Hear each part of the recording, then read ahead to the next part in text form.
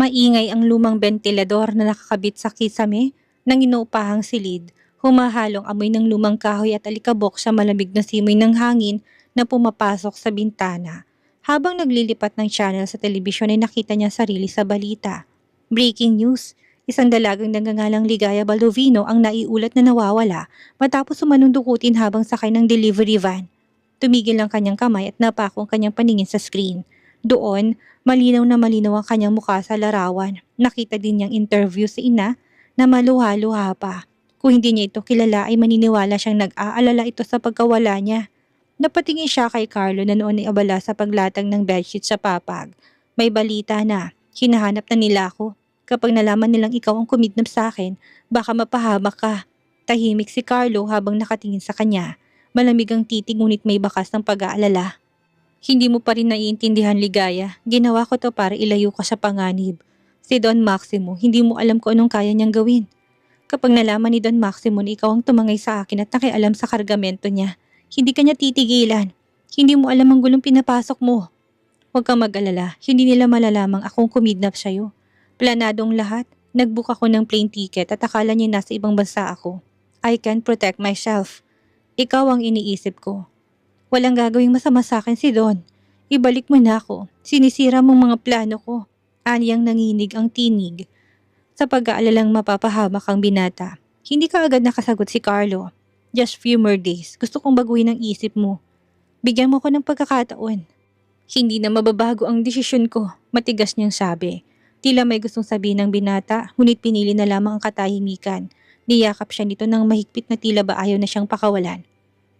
Live with me for a while. Kapag ayaw mo talagang sumama sa akin, I will let you go. Tumango siya. Kahit pa forever ay willing siyang sumama sa binata, ngunit hindi pa nga lamang siya ngayon at kailangan niyang makompletong misyon. Gumaan ang pakiramdam niya habang pinagmamasdan ang maliit na bahay na pansamantala nilang tinutuluyan.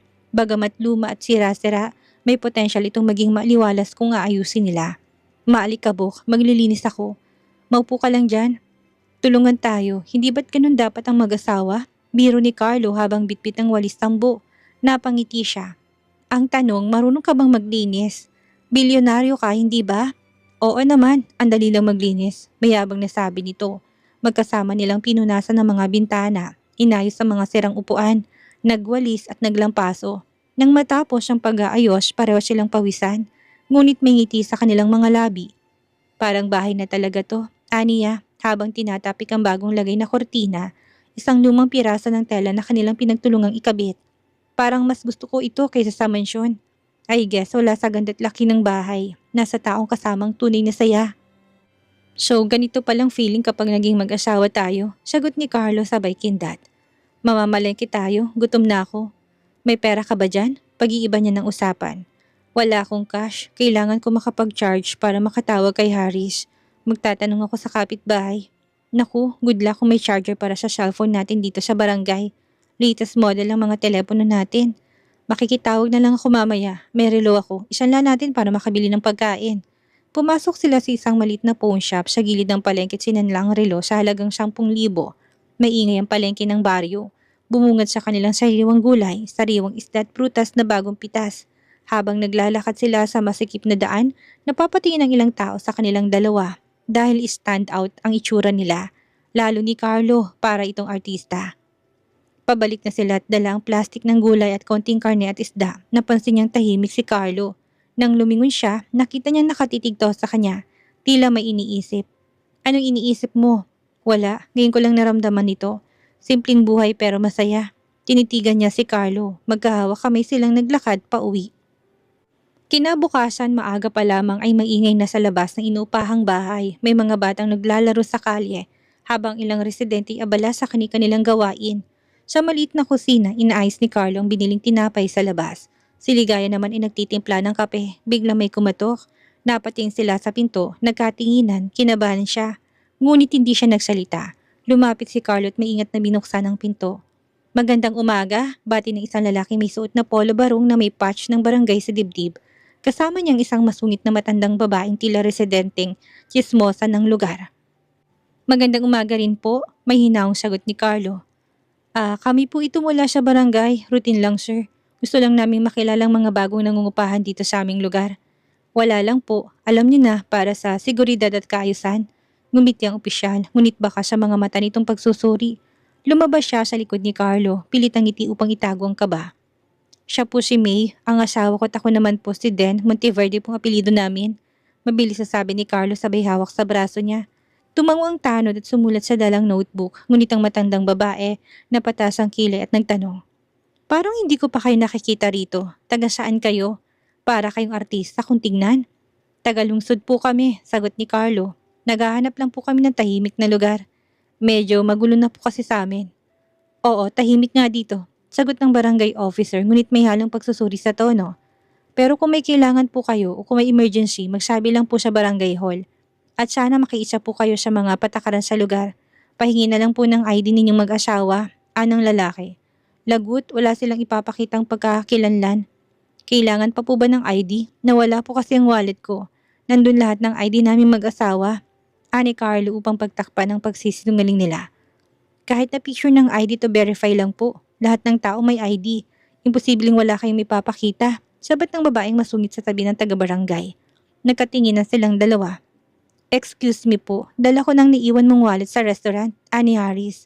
Maasahan talagang assistant ni Carlo. Namangha siya na may dala itong ID nilang dalawa na may bagong pangalan.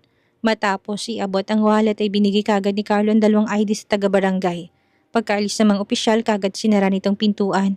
Sumilip siya sa bintana upang tiyaking wala ng tao. Huminga siya ng malalim. Sir, may dala rin akong charger.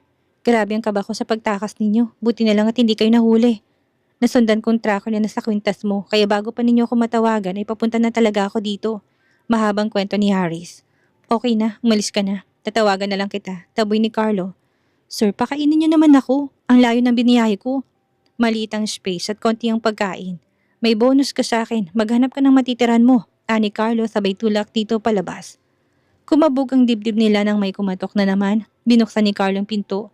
Ang may-ari pala ng paupahang bahay na si Aling Norma. May dala itong pagkain. Heto ang pansit, puto at konting minudo. Handa sa piyesta. Mamaya nga pala dumalo kayo sa pagtitipon. Masaya ang piyesta dito. Sige po, makakaasa po kayo. Pupunta po kami. Nang hapon ay naglakad sila papunta sa basketball court ng barangay na ginawang sentro ng kapistahan. Masayang tugtugan ng bumungad sa kanila. May live band, makukulay na ilaw at maraming mga tindang kakanin at street food. May at Den, tawag ni Aling Norma habang inaabot sa kanilang dalawang baso ng inumin. Libre to, tikman ninyo. Napangiti siya. Salamat po. Habang naglalakad, hindi niya maiwasang mapansin na kakaibang pakiramdam. Masaya, parang saglit na nawala ang bigat ng mundo. Napansin din ni Carlo ang kakaibang kislap sa mga mata niya. Ang ngiti mo, yan ang gusto ko makita, sabi ni Carlo, habang hawak ang sorbetes na binili nila sa tabi. Alam mo, akong kinakabahan sa mga kinakain mo. Baka magkasakit ka. Hindi yan, let's enjoy. Masaya palang makipiesta. Ani Carlo. Habang lumalalim ang gabi, mas dumarami ang tao. Nagumpisa ang tugtugan, may mga sumasayaw na sa gitna ng court, may mga ilaw na nakikislapan. May ganito pa palang pagtitipon sa barangay. Biglang may nagsalita sa maliit na stage. Sayawan na, lahat na magkakapareha pumunta sa gitna. Patagalan ng sayaw. Nagulat siya nang hawakan siya ni Carlo sa kamay. Tara, sumali tayo. Ayokong sumayaw, tumatawa siyang umiwas. Pero hinila siya ni Carlo papasok sa gitna. Sa kabila ng kanyang pagtanggi, mag-asawa tayo, remember? Bulong ni Carlo pero may lambing sa boses. Kailangan magpakitang gilas. Nang tumugtog ang mambagal na musika, nilagay ni Carlo ang mga kamay sa bewang niya. Siya naman ay napakapit sa balikat nito. Medyo nanginginig pa sa pinaghalong kaba at kilig. Habang sumasayaw, unti-unting naglapat ang kanilang mga noo. Hindi sila nagsasalita. Tanging musika at ang mabilis sa tibok ng puso nilang naririnig. Sa gilid napapansin silang pinagmamasdan ng ilang matatanda. Nakangiti ang mga ito. Parang hindi sila bago rito bulong ni isang matandang babae. Naalala ko tuloy nung kabataan namin ng asawa ko. 1 oras na silang nagsasayaw. Namimitig ng binti niya. Carlo, umupo na tayo. Baka nangangawit ka na. Hindi pa, sayang naman ang premyo. Groceries yun Kailangan natin yan. Patagalan lang naman. Natawa siya sa sagot nito. Carlo, kahit na buong grocery store, kaya mong bilihin. Konti na lang tayong natitira. Matatanda pang kalaban natin. Matatalo natin sila. Niilang siyang natatawa, nalalanghap niya mabangong hininga ng binata. Napatingin siya sa labi nito. Hey, wag mo akong tingnan ng ganyan dito. Baka ma-disqualify tayo. Kapag naghalikan tayo dito, natatawang sabi nito. Alam mo, may pagka-Kenkoy ka rin pala. Anong Kenkoy? Sus, marami kang salitang hindi alam. Kenkoy, palabiro, ano bang tawag sa English? Ani ang pilit na hagilap ang salita. Sense of humor. Tuloy ng binata, akala ko sex ang sasabihin mo. Bulong nito sa tenga niya. Pinamulahan siya ng muka. Bastos ka talaga. Gusto mo naman hindi ba? Tumigil ka nga't baka may makarinig sa atin. Sige mamaya, tuloy ang honeymoon natin. Hinampas niya ito sa dibdib. Napalinga siya, 3 oras na silang nagsasayaw. Ilang pares na lang ang natitira. Hanggang sa 2 pares na lang sila. Tara na, ipaubaya mo na yung premyo sa ibang taga dito. Hindi, kailangan manalo tayo. Sayang ang prize. Nakakahiya, matanda pa yung kalaban natin. Tara na, hila niya sa binata. Nagpalakpakan ng lahat at nakakuha din sila ng premyo kahit na hindi silang nanalo. Natutuwa siya hindi sa premyo kundi sa mukha ni Carlo na parang napakalaki na nakuhang panalo habang hawak nitong plastic na may lamang isang tray ng itlog, tinapay, instant noodles, asukal kape at delata. Matapos ang sayawan, nakuha ang atensyon nila sa kabilang bahagi ng baryo. Sa makukulit at maingay na stalls ng peryahan. Parang mga batang muling naglakad silang magkahawak kamay sa pagitan ng mga booth ng baril-barilan, color game at ring toss. Uy, subukan natin yan, turo ni Ligaya sa shooting game kung saan kailangan patumbahin ang mga lata gamit ang pellet gun. Ako muna, sabi ni Carlo, kumpiyansang binigyan ng baril ng tendero. 3 bala sa target na 6 na lata, 3 bagsak, pero may natirang 3. Pinagtawanan niya ito, mahinang nilalang. Akin na, ako naman, mayabang niya sabi. Siya naman ang sumubok, inasinta niyang mabuti bago bumaril. Tumba lahat? Panalo, sigaw ng tindero, may papremyo kang stuffed toy. Ngumiti si Carlo at piniling isang maliit na teddy bear na kulay rosas. Inabot ito sa kanya. Magaling kang umasinta, kaya pala pati puso ko natamaan mo. Anitong hawak ang dibdib. Nalukot ang mukha ni Ligaya sa kakornihang narinig. Hindi niya inaasahang makakarinig ng mga linyang baduy sa CEO.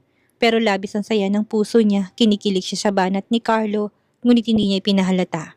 Tara, doon naman tayo. Nagtungo sila sa color game booth. Maingay, maraming tao tila sugal talagang dating. Nagmasid na muna sila. Si Carlo ang unang tumaya, kumuha to ng pera sa bulsa. 500 kaagad ang taya nito. Uy, bakit ang laki ng taya mo? 20-20 lang. Anong kulay ng panty mo ngayon? Sa halip ay tanong nito na hindi niya makitang koneksyon ng kulay ng panty sa game na lalaruin. Blue, bakit mo tinatanong? Nahina niyang sabi. Mas malaking taya, mas malaki kapag panalo. Blue yan, sigurado ako. Kumpiyansa nitong sabi. Red ang feeling ko, sabat niya. Umikot ang roleta, tila mabagal ng lahat habang pinapanood nilang huminto sa kulay red. Sabay silang napatigil. Talo, sayang ang 500. Ilang kilong bigas na yan? Tara na, tama na yan. Alalahanin mo 10,000 lang ang cash mo. Teka, last na. Feeling ko mananalo na tayo. Anitong naglabas ulit ng 500 at nilagay sa blue. Inawat niya to. Hindi porket blue ang panty ko, lucky color mo na yon. Aniya siya ka napating sa kanyang ilang mamanaya. Isa na lang, excited. Ang mukha ni Carlo kaya pinabayaan na lang niya. Talo, sa pula ulit huminto ang roleta. Sayang, dapat palang pinili ko yung kulay ng panty mo na unang collection ko. Bulong nito sa tenga niya. Pauwi na sila mula sa peryahan, bitbit ang ilang laruan, groceries at isang supot ng popcorn. Habang naglalakad, napahinto sila sa tawa ng maalalang pagkatalo. Ang seryoso mong pumili ng kulay, tapos hindi lalabas, saklap, biro niya. Dapat talaga red ang pinili ko, nailing ito, nagkatinginan sila, parehong pagod pero masaya. Ligaya, maraming salamat. Masaya ako kapag kasama ka. Ako rin. Masaya't kampante kapag kasama ka. Matapos ang tawanan at pagkatalo sa sugal sa peryahan, bago umuwi ay may nadaanan silang malit na entablado sa gilid ng plaza. Isang local band ang tumutugtog ng acoustic music at umaawit. Marami ring nanunood, mga magkasintahan, pamilyang may dalang bata, at ilang matatandang nakaupo't nagpapahinga. Uy, nood na muna tayo, aya ni Carlo. Sabay hila sa kanya sa palapit na entablado. Tahimik silang nakinig sa awitin. Napaitad siya na maramdaman ng yakap ni Carlo mula sa likod. Sa gitna ng kanta, napalingon siya sa binata. Nakakatuwa ano, ngayon lang din ako nakaramdam ng ganitong saya. Sagot ni Carlo. Halos pabulong, habang hindi inaalis ang tingin sa kanya, nagtagpo ang mga mata nila. Dinampian siya ng halik nito sa noo at mas sumigpit ang yakap. Habang nagpapatuloy ang kanta, marahang sinandal niyang ulo sa dibdib ni Carlo. Nang matapos ang kanta, sabay silang pumalakpak pero hindi na kumala sa pagkakayakap. Tumayo ang banda para sa huling tugtugin ng gabi. Habang patuloy ang mini-concert sa plaza, sinundan ng banda ang huling kanta nila ng mas personal na sandali. Tila open mic, nagsalitang bokalista sa mikropono habang inayos ang gitara. May gusto ba sa inyo na umawit ngayong gabi? Open mic tayo mga kababayan. Para sa may mga hugot, may talento o may gustong ialay na kanta sa isang special na tao. May mga nagbulungan sa audience, tila may mga nagtutulakan na. Hanggang sa marinig nila ang tinig ni Aling Norma. Si May, alayan mo naman ang gwapong asawa mo ng awitin. Napalingon siya, nalaki ang mata. Ay, hindi po, nakakahiya po. Ngunit bago pa siya makatanggi, lumapit ang isa sa mga organizer at masayang inalalayan siya paakyat sa maliit na tablado. Tumingin siya kay Carlo na nakangiti at suportado siya. Go na, anito. Haranahin mo ko. Umakyat siya sa entablado, halatang kinakabahan. Kinuha niyang mikropono, nilingon ang bandang tila nagtatanong kung anong kanta. Sinabi niyang isang Tagalog na awitin na bagay sa kanila ni Carlo. Tumango ang gitarista at nagsimulang tugtugin ang intro. Tahimik ang buong paligid. Habang umaawit siya, unti-unting nawawalang kanyang kaba, lumalalim ang kanyang boses. Lumalambot ang kanyang muka, tila bawat salita. Bawat himig ay dumediretso kay Carlo na ngayon hindi makakibo. Nakatitig lamang sa kanya para bang ngayon lang nitutunin na nakita ang dalaga. Nang mapunta siya sa huling bahagi ng kanta, tumingin siya ng direkta kay Carlo. Hindi na siya kumakanta para sa audience. Para sa kanya na lang. Tahimik ang lahat, tila sila lang ang naroon. Nang matapos ang kanta, umalingaw-ngaw ang palakpakan sa paligid. Tumayong ilang tao, nakita niya si Carlo na pumapalakpak din matapos ang performance niya. Ang ganda pala ng boses mo, ang galing, ani Carlo. Salamat, tinatago ko lang talent ko na yon. Pang special na okasyon lang, ani ang nakangiti. Pagdating nila sa bahay, tahimik ang paligid. Marahang bumukas ang gate na gawa sa kalawanging yero. Pagkapasok agad nilang nilapag ang mga bitbit. Walang kuryente sa oras na yun. Brown out dahil sa dami ng ilaw na ginamit sa kapistahan. Sabi ng kapitan kanina. Inabutan sila ni Aling Norma ng kandila. Nagsindi sila ng kandila sa gitna ng lamesa. Parang sinaunang panahon, natatawang sabi ni Carlo habang umiinom ng malamig na tubig mula sa pitsil. Hey, sabi ni Carlo habang tinitignan ng staff toy na napanalunan. May pangalan na ba to? Bakit gusto mo bigyan ng pangalan? Bigay mo sa akin to kaya bibigyan ko ng pangalan. Ani Carlo. Ang corny mo, ani yang hindi mapigilan ng matawa. Pwede palang maiden, combination ng Ligaya at Carlo. Anang binata, napatawa si Ligaya. Ewan ko sa'yo, matulog na tayo. Nakakapagod makipiesta. Humiga sila sa papag. Ilang minuto nilang kinabit ang kulambo. Walang TV, walang cellphone, walang ingay. Nakatingin siya sa kisame habang si Carlo nakatagilid, nakamasid sa kanya. Anong plano mo? Alam mong hindi tayo magtatagal sa pagtatago. Tanong niya. Depende sa'yo, sasama ka ba sa akin? Nagbago na bang isip mo? Nagtagpo ang kanilang paningin.